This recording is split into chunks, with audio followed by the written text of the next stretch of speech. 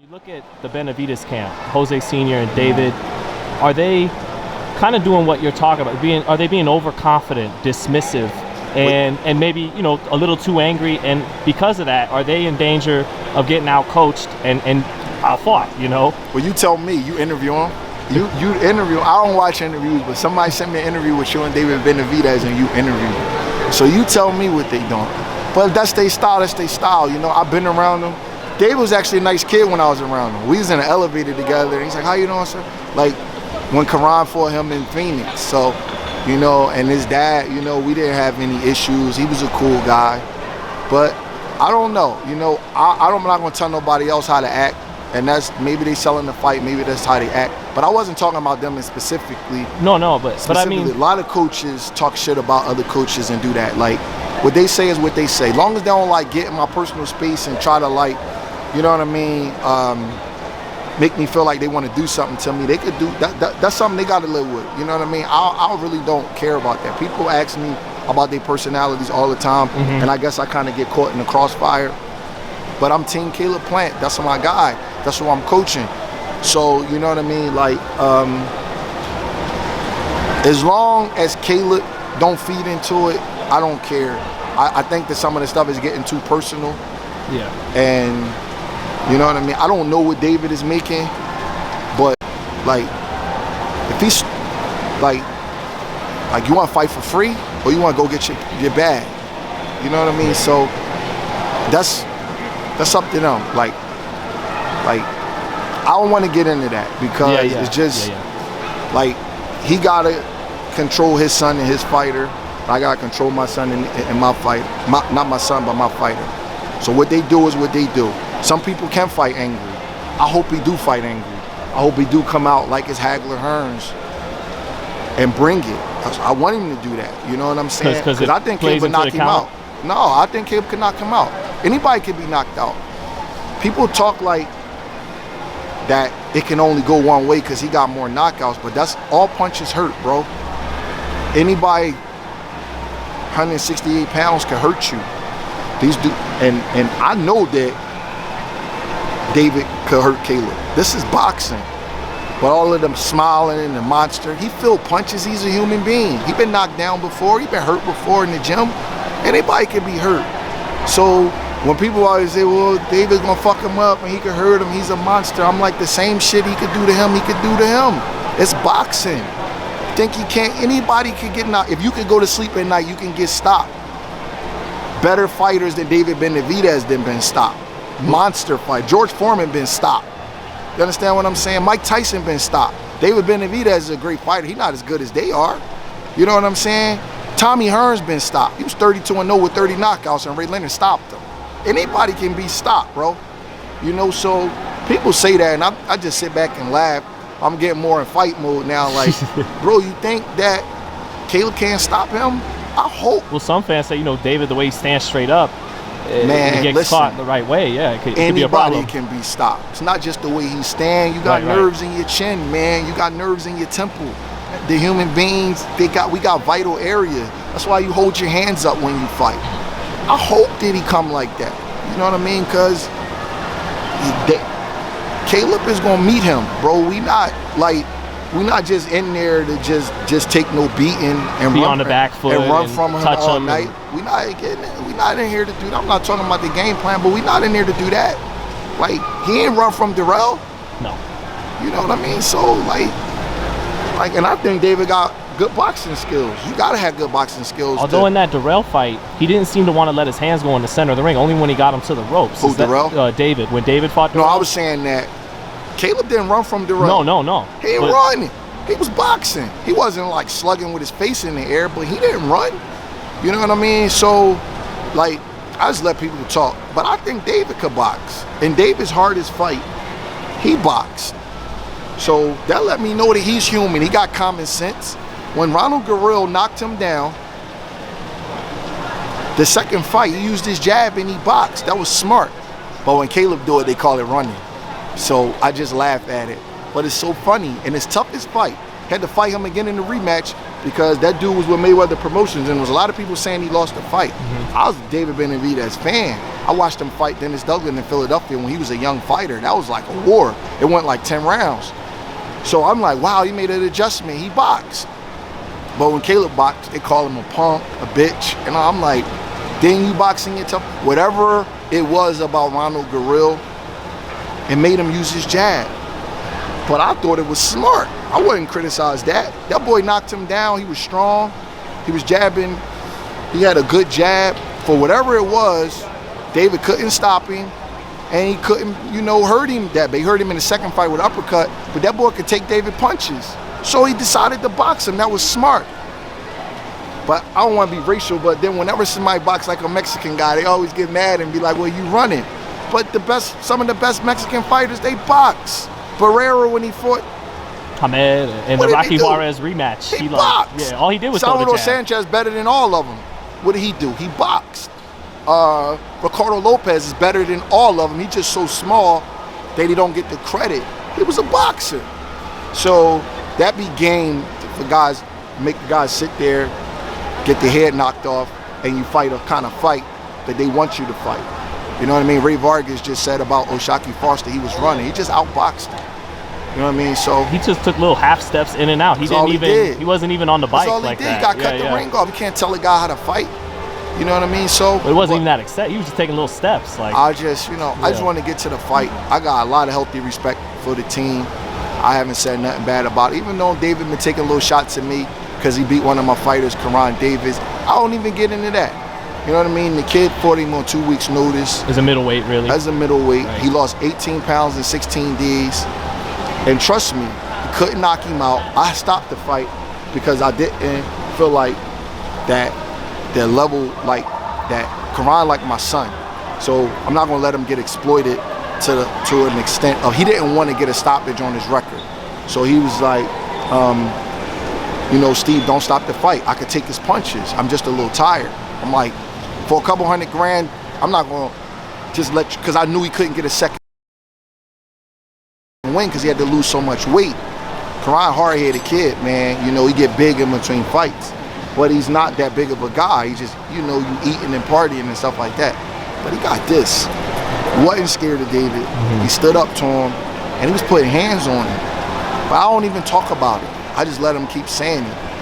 But after the fight, David was real complimentary. Like, shout out to Karan Davis. That kid got heart, stood up to me. Mm-hmm. Then now all he wanted to do is talk shit about him. I'm like, damn, bro, which one was it? After the fight, you showed him love. You gave him a hug. You gave him a pound. You had his respect. Now you drag the boy name through the mud every time you get a chance and every time you get in front of the interview.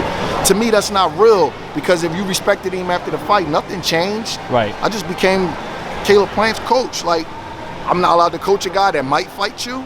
Like, damn, that's you tripping. You know what I mean? Like, it's boxing. If I could let Karan fight him at middleweight, and he's a middleweight, I damn sure could let David fight him. Caleb fight him. So I don't take it personal, but I definitely think it's corny, and I think it's disingenuous because you was giving the guy his props. Even before the fight, you look at the press conference, he was like, shout out to Karan Davis for taking this fight. Because the dude Uzateki had tested steroids. positive. He took steroids. Right. So Karan came in the last minute, lost the weight. I did ask for a pound. He couldn't lose no more weight, man. You know what I mean? You can get killed losing weight too fast. So I asked for a pound so that it could be 169 because I didn't want him to get hurt. He was training in a sauna suit, and I don't like that. But he gave him the kid his props, and then now he saved the show. They had sold out the Footprint Arena. It was like, that was admirable. And came forward, too. That was he fought him. Right. He came forward. Yeah. Let me tell you something. Karan got the biggest heart of any fight I've ever been around. I'm not going to say bigger. But as big, that kid got nuts. He don't act like a street guy, but he's really a tough guy. And he was mad at me for stopping the fight, but I don't care because I just didn't feel like for a couple $100,000 that he needed to take any more punishment. He already proved his worth. Right. You know what I mean? And he should be getting more opportunities at middleweight. You know what I mean? He earned them. He's a man. You know what I mean? So that's about the only thing that aggravates me because I think David kind of switched up. They had a mutual respect for each other. And then now, because I coach Caleb, he say, every time I turn around, he's saying something about Karan. But that's his choice. And, he got to live with that. You know what I mean? I'm a real person all the time. I don't go flip-flopping with that kind of stuff. I mean whatever I say. And I'm not going to say, like, David is a shitty fighter or whatever now, because I always gave him his props, and it's the truth. The boy could fight. He if he didn't had the issues outside the ring losing his title, he'd be on a pound for pound list. He could fight. He's a hell of a fighter, man. You know what I mean? But I'm training Caleb Plant, and I'm telling you, we coming to win. Just lastly on this, thank you so much for your time, man. Lastly on this fight, I know you've concocted a brilliant game plan, I'm sure, and you talked about plan A, plan B, plan C. So why does Caleb Plant win this fight, March 25th? What's the most you could, drop on us without giving too much away? You know what, man? Sometimes game plans is overrated. Right. You know Sugar what I Ray mean? would talk about Robinson, right? You know, the thing is that you plan for things, right? And you just go over scenarios in the gym with repetition, and then your fighter has to execute it. And it's not so much a plan A, plan B, plan C. I'm just talking in layman's terms. Excuse me. It's things that David do that we just have to have a solution for. You know what I mean? He got a great jab. He got a nasty left hook to the body. He throws a little right uppercut, then he comes around with the left hook to the body, so he can get his momentum with the shot. Is that what they call the 4-3? I don't know what they call it. Yeah. That's whatever they call it. Right. I don't know, but I know that he'll throw it, boom. And Karan told me he's not that big of a puncher. He's more of a volume puncher, but he punched pretty decent to the body. He told me Triple G and a couple other guys that he sparred hit harder, but he did say David punched decent to the body. So he got things that he do that we gotta have a solution for. And he's intense and he's determined and he wanna win. And he's mean, he's trying to hurt you. So it's things that you gotta do to offset that. But what outside of the game plan, any coach game plan is meant to work. The fighter gotta execute it. So I don't wanna get too much credit for a game plan, because Caleb gotta go out there and execute it. He gotta go out there and fight a good fight. But I'm gonna tell you this, he gotta be a man when David start pushing, because David wanna take his heart. David think Caleb is a bitch, because Caleb don't act all crazy and all that kind of stuff. He a family man, he not a street guy, he don't act all crazy like that. So David think he a bitch. And Caleb gotta be a man. When push come to shove, he gotta let David know he willing to die in there. And I don't wanna use morbid terms, but that's how fighters talk. Karan was mad at me when I stopped that fight. But I trained Karan since he was 18 years old. I know he willing to die. I know he don't give a fuck. I just know it.